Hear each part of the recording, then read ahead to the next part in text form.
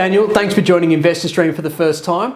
Now, prior to investing in tryptamine therapeutics and assuming a board role, I understand you were initially sceptical about the use of psilocin as a pharmaceutical compound. So to start, what changed your mind on this?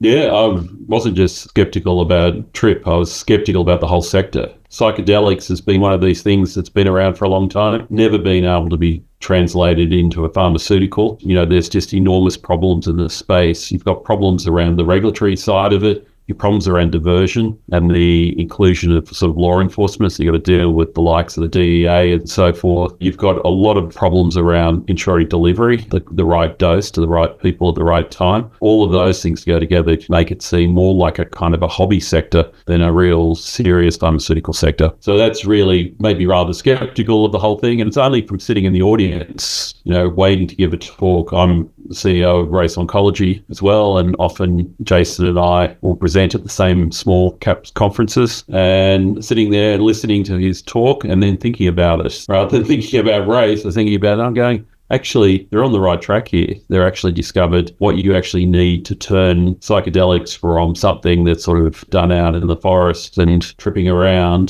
to turning into a serious pharmaceutical that will actually make a difference to people's lives. There's certainly no lack of demand out there for, drugs that can actually make a difference. Almost all the drugs we have are pretty ineffective, and psychedelics are very effective, but with that power comes a lot of the potential for abuse and getting it wrong. So getting it right is super important.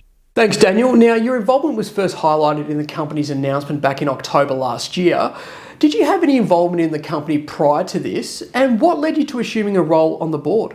Yeah, so no, I hadn't had anything before about June last year. I just seen that it had listed through a backdoor listing, merging into Exopharm. I'm thinking, my God, what a way to float. And so I wasn't particularly interested in the sector. I wasn't particularly interested in the float. I was aware of Jason I'm also an investor in Ireland as well. Jason's a large investor in Ireland. So I was aware of Jason, but I wasn't really taking a close look at the space. And sitting in the conferences, listening to Jason talking about what he's trying to achieve, what they've got at Tryp, there's actually something here, this ability to be able to control the dose so you can achieve the right dose to the right patient, and to be able to control the experience by controlling the delivery of the drug. You're not just dependent upon what the stomach or gut absorbs over a period of time. All the variability that comes with that from patient to patient, you can overcome. And then the ability to avoid diversion. So this is a huge area in this space of any drug that's got a potential of abuse. There's always the potential that the drug will get stolen and somehow taken out of the legal supply route and end up in the illegal. And infusion, a drug that has to be provided by infusion, not just injection, is really not suitable for diversion. It's just not going to happen. You need an IV line, you need a pump to go with it. It's just not the thing that the average sort of experimenter at home is going to have access to. So that really creates an opportunity there for something that not only is controlled and correct dose is given, it makes the regulators feel a lot more comfortable about the drug, and law enforcement agencies realize that the risks of diversion are very low. So all of those things go together to really make it an interesting package. So I certainly believe the drug works, but getting it in a form that can be used and is practical and can be delivered at a doctor's office, a psychiatrist's office, and get a result that you want without all the bad side effects is not straightforward and easy. So it's what makes Tryp, I think, really exciting and special.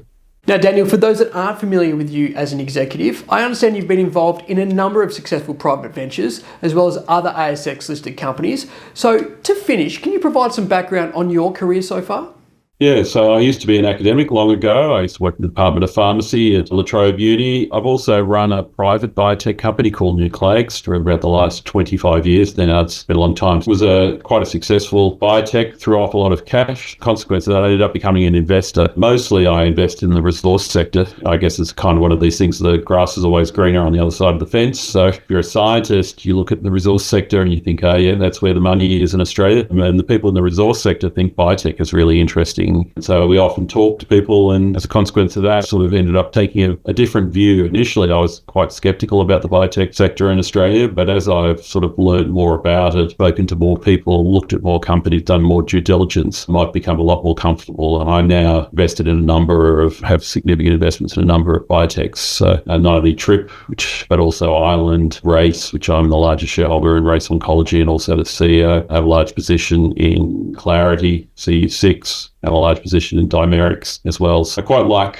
the biotech space, and you'll see there's kind of a theme around all of those, and that's lack of clinical risk. So the probability of a new drug that's never been in humans before making it all the way through to approval is about 3%. Almost everything fails. So if you can take a drug that's been widely used in humans before, then you've got a much better chance of it actually working out. There's downsides to that, of course, around IP and so forth, but they can be worked around. What can't be worked around is you can't make a drug that doesn't work just by willpower. So it's much better to start with something you know works and then figure out how to solve all the other IP and delivery problems and all the rest of it, rather than trying to make a drug that's just not going to work because it's the wrong target or has some sort of terrible side effect or all the rest of the things that can go wrong in drug development. Thanks, Daniel. Appreciate your insights. Thanks for joining me, and all the best. Thank you, Alex.